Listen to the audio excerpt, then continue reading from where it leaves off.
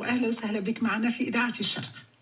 مساء الخير أختي زهور، شكرا على هذا الدعوة اللي غادي نتمكن من خلالها أننا نتذاكروا مع المستمعين والمستمعات حول موضوع مهم لا وهو ديال لو ديكونفينمون ان شاء الله. ان شاء الله. طبعا دكتور الحسن Boukdal, je rappelle que vous êtes docteur en littérature francophone et comparée et vous êtes professeur à l'école de la deuxième chance. On parle donc de déconfinement le 11 mai. Pour vous, en tant que professeur, comment vous voyez cette reprise le 11 mai? Est-ce que les choses sont claires pour vous, docteur Hassan Boukdal? D'abord, j'aimerais saluer toute la communauté éducative, aussi bien l'éducation nationale que le monde de la formation professionnelle, qui ont fait un effort considérable pour accompagner nos élèves pendant toute cette période de confinement. Et effectivement, c'est une période qui est un peu anxiogène, qui est difficile pour tout le monde, pour les familles, pour les enseignants, pour les entreprises. Et donc, cette question de déconfinement vient rajouter effectivement une anxiété supplémentaire, en quelque sorte, à cette inquiétude qui existe déjà face à la maladie. Et donc, du coup, effectivement, beaucoup de familles, mais aussi d'enseignants, puisque moi, je suis enseignant-formateur, s'interrogent, se posent des questions quant à la pertinence de ce déconfinement qui peut paraître pour beaucoup d'entre nous un peu prématuré. Et donc, on pourra parler de pas mal de sujets, effectivement, de questions qui restent suspendues, qui ne sont pas encore réglées pour le moment, si vous me le permettez, bien sûr. Bien sûr, à 3 semaines de la réouverture progressive des écoles, collèges et lycées, je pense que le brouillard est toujours très épais, Dr Hassan Boukdal. Oui, tout à fait. Donc, personne ne sait quels établissements vont se mettre à fonctionner et comment ils pourront accueillir au mieux les enfants et ados. Exactement. Donc là, à ce titre, moi, je peux intervenir à titre personnel puisque je ne suis pas mandaté pour parler au nom bien évidemment, de mon établissement. Mais en tant qu'enseignant, je peux vous dire que les échanges que j'ai avec à la fois mes collègues de l'éducation nationale, mais aussi du monde de la formation professionnelle, il y a beaucoup d'inquiétudes parce qu'aujourd'hui, la date du 11 mai a été fixée par le président de la République dans son allocution comme un horizon en réalité. Et donc, il a bien évoqué une rentrée progressive et on attendait, dans l'intervention du Premier ministre dimanche dernier, des précisions concernant justement les modalités de mise en place de ce déconfinement.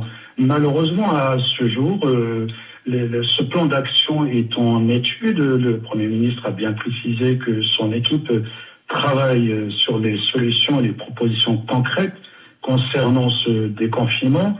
En attendant, donc, l'ensemble de la communauté éducative, du monde de la formation, on est en attente en quelque sorte, mais certaines questions restent effectivement suspendues. On ne sait pas effectivement qui va commencer, même si aujourd'hui le ministre de l'Éducation nationale, dans son intervention à l'Assemblée nationale, a bien précisé quelles seraient à peu près les grandes lignes de ce déconfinement, en précisant qu'on commencerait plutôt par les primaires, une semaine après ça sera le secondaire.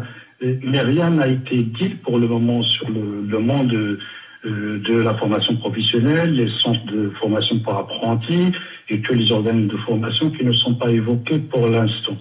Alors évidemment, il y a cette question de l'organisation au niveau des écoles. Se pose la question des effectifs dans les classes, des classes qui sont à 30 par exemple. Ça sera difficile de respecter les mesures de sécurité parce que la question de la santé à la fois des enseignants mais aussi de nos enfants reste quand même un sujet de préoccupation. Donc comment fait-on par les classes? Est-ce qu'on va fonctionner par des classes divisées en deux? Se pose la question de l'organisation des cantines, se pose la question de la mobilisation des agents des collectivités qui interviennent au sein même des écoles. Donc les mesures également de ce qui est en lien avec les gestes barrières et la distanciation sociale, les moyens concernant le gel, les masques. Donc toutes ces questions restent pour l'instant sans réponse, et ce sont des questions qui inquiètent beaucoup de collègues. Par contre, me concernant personnellement dans mon travail, au sein de l'école de la deuxième chance en Seine-Saint-Denis, nous avons 4 établissements qui sont situés à La Courneuve, à Bobigny, à Sevran et à René-sous-Bois.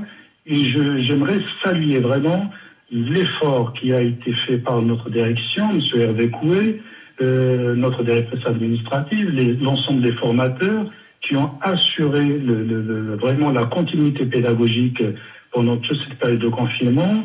Et notre direction a bien commencé depuis donc la semaine dernière à réfléchir sur les modalités à mettre en place pour le déconfinement. Et l'intérêt de cette démarche de la direction, c'est justement d'associer l'ensemble des équipes pédagogiques à la réflexion sur les modalités d'organisation de ce déconfinement. Bien évidemment, nous sommes comme tout le monde dans une phase de réflexion, de proposition, mais pour l'instant, nous sommes obligés d'attendre un peu le plan d'action et les propositions concrètes du gouvernement pour pouvoir en quelque sorte mieux organiser ce déconfinement qui reste une source d'angoisse pour tout le monde.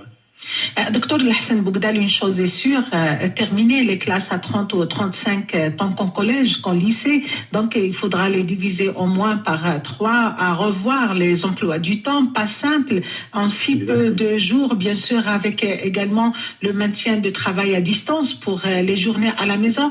C'est vrai, c'est une charge, je pense, double pour les professeurs aussi, docteur Hassan Bougdal.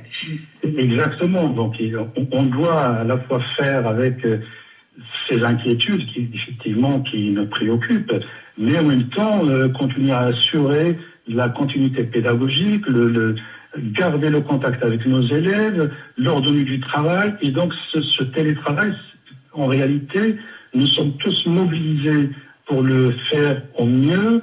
Nous constatons que ça marche très très bien. D'ailleurs, beaucoup de nos collègues, mais aussi de l'éducation nationale, souhaitent continuer ce télétravail à ce stade, en tout cas, de la situation sanitaire dans notre pays.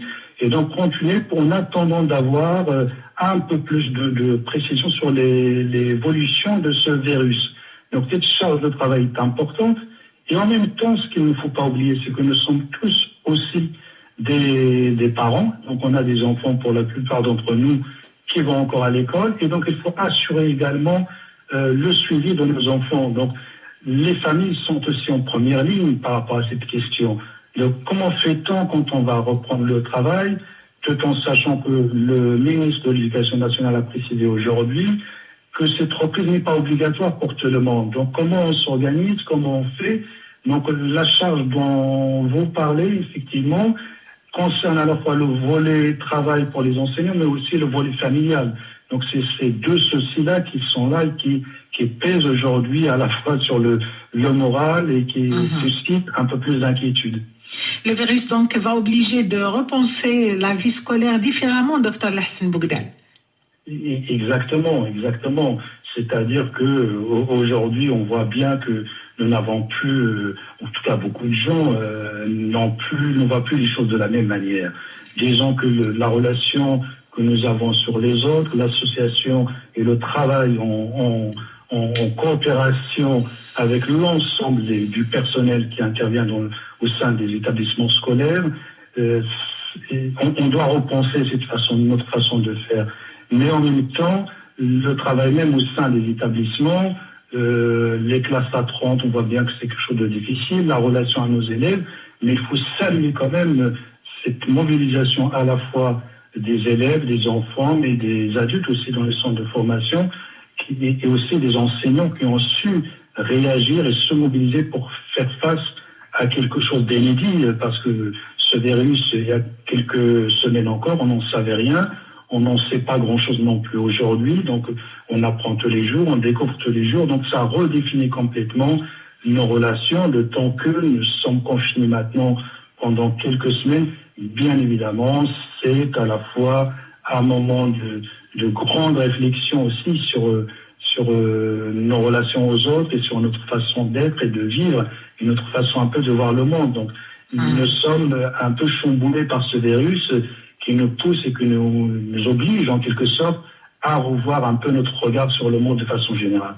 Donc, c'est une affaire à suivre, Dr Lhassan Boukdal. Je vous remercie beaucoup pour toutes ces explications. Moi, je vous remercie. Et d'avoir accepté l'invitation de Radio Orient. Et j'espère qu'on aura l'occasion, bien sûr, d'avoir d'autres éclairages les jours qui viennent. Bien sûr, on attend toujours les nouveautés. Merci beaucoup, Dr Lhassan Boukdal. Merci, je vous en prie. Merci. Merci, au revoir. Au revoir. إذا الدكتور لحسن بوكدال أستاذ في المؤسسات لا دوزيام شانس، وأيضا هو كاتب، وإن شاء الله تكون عندنا فرصة أنه نستمع إلى كتاباته في الأيام القادمة. نواصل معكم المشوار من إذاعة الشرق من باريس. كل تحيات لكم من غيمان جوان والزهور.